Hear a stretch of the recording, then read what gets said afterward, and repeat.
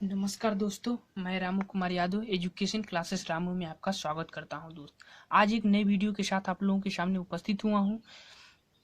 अगर ये वीडियो आप लोगों को पसंद है तो लाइक शेयर सब्सक्राइब जरूर करिएगा अपने दोस्तों के पास। देखिए दोस्त, मैंने समाज का नेक्स्ट पार्ट, अगला पार्ट जो पहले डाल चुका हूँ, जो कि वो समाज की परिभाषा से संबंधित था, कुछ शब्द थे उससे संबंधित था। आज मैं उसके प्रकार से संबंधित लेकर आया हूँ वीडियो। अब आज हम इस प्रकारों की बात करेंगे, समाज के कितने प्रकार होते हैं। उसमें से मैं 4 प्रकार को लेकर आया हूँ और 2 प्रकार जो होंगे वो नेक्स्ट वीडियो में मैं डालकर समाज के 3 वीडियो बनाऊंगा और उसके बाद एक चौथा वीडियो बनाऊंगा समाज का, जो कि ट्रिक होगा और आपको बहुत ही आसानी से समझ आएगा। पहले बेसिक से देखिएगा, फिर उसके बाद आप ट्रिक को देखिएगा। उसके बाद आपको समाज जो चैप्टर है वो बहुत ही आसान लगने लगेगा। तो चलिए देखिए, अब हम समाज के प्रकार, समाज के 6 प्रकार होते हैं। ये तो आप लोग जानते ही हैं कि समाज के कितने प्रकार होते हैं। तो समाज के 6 प्रकार होते हैं। समाज के कितने प्रकार होते हैं? समाज के 6 प्रकार होते हैं। पहला अव्ययी भाव समास। पहले अब समास की हम बात करते हैं। अव्ययी भाव समास, देखिए अव्ययी भाव समास ये बात कहता है कि जिस समास का पूर्व पद प्रधान हो वह अव्ययी भाव समास होता है। जैसे प्रतिदिन, आजन्म, संघर्ष। तो प्रति इसमें क्या है? प्रधान है। आ यानी जन्म से लेकर, यानी ये जब आ हट जाएगा तो एक प्रकार का जो संकेत दे रहा है कि जन्म से लेकर वो अलग हो जाता है। तो इसकी जन्म से क्या, जन्म से कोई शब्द निकल रहा है तो वो संकेत, वो मतलब समझिए कि वो एक प्रकार का जो संकेत है कि प्रधानता की जो संकेत है वो समाप्त हो जाती है।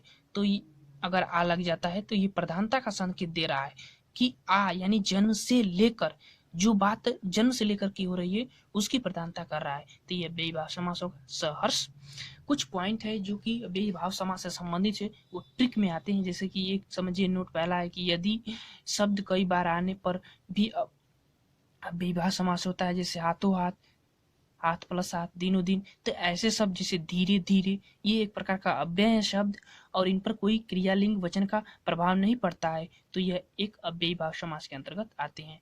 अब दूसरा पॉइंट है कि यदि समास के प्रारंभ में उपसर्ग जिसकी भर, निर, प्रति, यथा, बे, आब, उप, अनु आदि उपसर्ग लगा हो तो वह अव्ययी भाव समास के अंतर्गत आते हैं। ठीक ऐसा कभी, जैसे एग्जाम्पल की तरह देखिए, प्रति एक प्रकार का उपसर्गी है, आ उपसर्गी है। तो ऐसा कहीं भी मिल जाए अगर समास में तो वो समझ जाइएगा कि वो अव्ययी समास है। ठीक, अब चलते हैं हम अगले समास पर, तत्पुरुष समास पर। तत्पुरुष समास की बात करते हैं। देखिए तत्पुरुष समास वे समास जिसका उत्तर पद यानी अंतिम पद प्रधान हो तथा विग्रह करने पर विभक्तियों का प्रयोग किया जाता है और समस्त पद या समास बनाने पर विभक्तियों का लोप हो जाता है, वह तत्पुरुष समास के अंतर्गत आता है। जैसे काट को फोड़ने वाला, कट फोड़वा। काट को फोड़ने वाला यानी कट फोड़वा। तो ये फोड़ना, काट तो है ही है, लेकिन जो उसका कार्य है कि फोड़ने वाला, तो इसकी प्रधानता जो अंतिम पद प्रधान हमको संकेत मिल रहा है कि अंतिम पद प्रधान है, तो यह पुरुष समास है। गिरिधर, गिरी को धारण करने वाला। गिरी तो है लेकिन धारण करना है ना, तो गिरी को धारण करने वाला। तो यह क्या है? एक ये घर जो अंतिम पद है वो प्रधान है। गृह आगत, गृह को आगत, अगर आगत नहीं होगा था तो ये क्या प्रधानता होती? इसमें कोई चीज की प्रधानता होती नहीं। तो ये एक प्रकार का राजकुमार, राजा का कुमार। तो राजा तो है लेकिन कुमार अगर नहीं लगता तो राजा के कुमार यानी राजा के पुत्र का कोई संकेत मिलता नहीं ना। तो यह एक प्रकार का ये कुमार जो है ये प्रधान है। तत्पुरुष समास का अंतिम प्रधान पद, अंतिम पद जो होता है वो प्रधान होता है। अब देखिए एक चीज हम बात करते हैं, तत्पुरुष समास के 2 भेद होते हैं, एक व्याधिकरण तत्पुरुष समास, एक समाधिकरण तत्पुरुष समास। तो जो व्याधिकरण तत्पुरुष समास होता है वह 6 प्रकार का होता है। जैसे कि आपने सुना होगा या पढ़ा होगा कि जो जितने भी कारक होते हैं अगर कर्ता और संबोधन को छोड़ दे तो उस जितने भी कारक होते हैं वह व्याधिकरण तत्पुरुष समास के अंतर्गत आते हैं। जैसे कि कर्म कारक, करण कारक, संप्रदा कारक, आपादान कारक, संबंध कारक, अधिकरण कारक, ये तत्पुरुष व्याधिकरण तत्पुरुष समास के अंतर्गत आते हैं। और एक होता है समाधिकरण तत्पुरुष समास। समाधिकरण तत्पुरुष समास में एक प्रकार आता है कर्मधारय समास। कर्मधारय समास में आप लोगों के सामने इसमें लिखा ही हूँ। फिर इसको एक द्विगु समास आता है, ये भी समाधिकरण तत्पुरुष समास के अंतर्गत आता है। और एक समास होता है नए तत्पुरुष समास, तो वो भी समाधिकरण तत्पुरुष समास के अंतर्गत ही आते हैं। और 3-4 हैं, लेकिन वहां से क्वेश्चन नहीं बनता है। जो इंपोर्टेंट पॉइंट थे मैं उनको आप लोगों को बता रहा हूँ। कर्मधारय से बनता है, द्विगु से बनता है। तो कर्मधारय की अगर हम अब चलते हैं बात करते हैं। देखिए कर्मधारय समास होता क्या है। कर्मधारय समास विशेषण विशेष्य को प्राप्त करते हैं। विशेषण मतलब विशेषता बताई जाती है, और विशेष मतलब जिसकी विशेषता बताई जाती है। यानी कि मैं राम की अगर विशेषता बताऊं कि राम काला है, तो राम विशेष हो जाएगा, और जो काला है वो एक प्रकार का विशेषण हो जाता है। विशेषण को उपमेय कहते हैं और विशेष को उपमान कहते हैं। उपमेय मतलब जिसकी, और उपमान मतलब उपमेय मतलब जिसकी, उपमान मतलब जिससे विशेषता बताई जाए।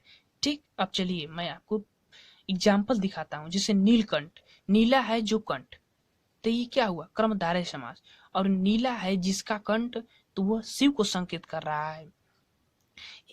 देखिए एक और बात इसमें समझा जाता है कि जो नीलकंठ है, ऐसे 3-4 एग्जाम्पल है जो ज्यादा चुनौतीपूर्ण होते हैं, और उनको आप विग्रह के आधार पर ही समझ पाएंगे कि वो कौन सा समास है।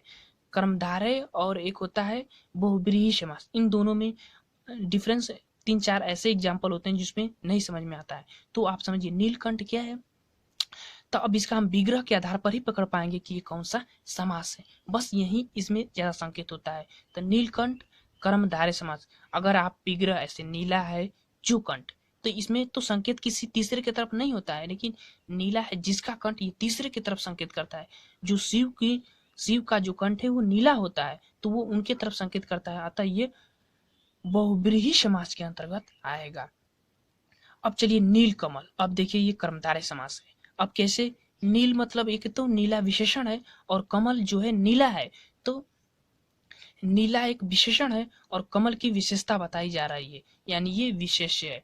महावीर, महावीर तो महान वीर, तो महान क्या हुआ, एक प्रकार का विशेषण हुआ, और वीर जो है वो महान है, तो ये विशेष हुआ।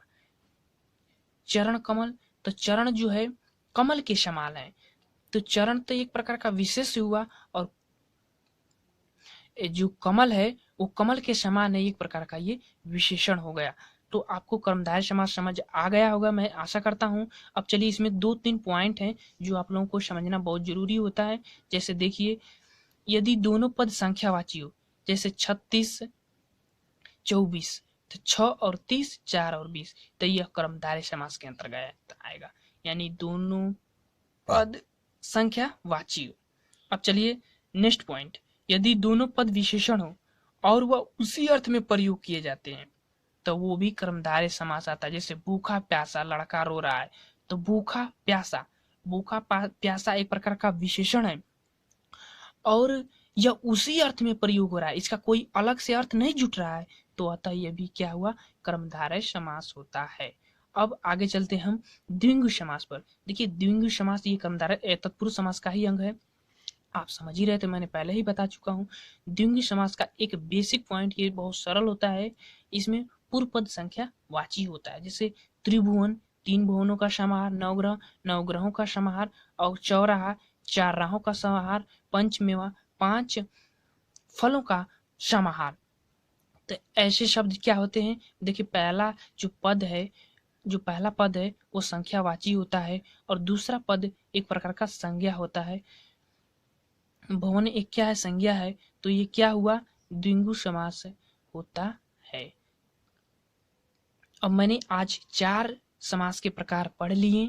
अब 2 समास, एक बहुब्रीहि समास और एक होता है द्वंद्व समास। 2 समास नेक्स्ट वीडियो में पढ़ेंगे। उसके बाद हमारा समास चैप्टर जो बेसिक से पढ़ा रहा था वो समाप्त हो जाएगा, और ट्रिक समास का वीडियो एक लेकर आऊंगा, उसके बाद आप उस वीडियो को देखिएगा। अब जो जितने भी ये बेसिक से पढ़े हैं और जो ट्रिक से पढ़ेंगे, इन दोनों के जब आप एक साथ जोड़ेंगे ना, तो आपको समास इतना सरल लगेगा कि पूछने की बात ही नहीं है। तो मैं आशा करता हूँ दोस्त ये वीडियो आप लोगों को पसंद आया होगा। अगर पसंद आया हो तो लाइक शेयर सब्सक्राइब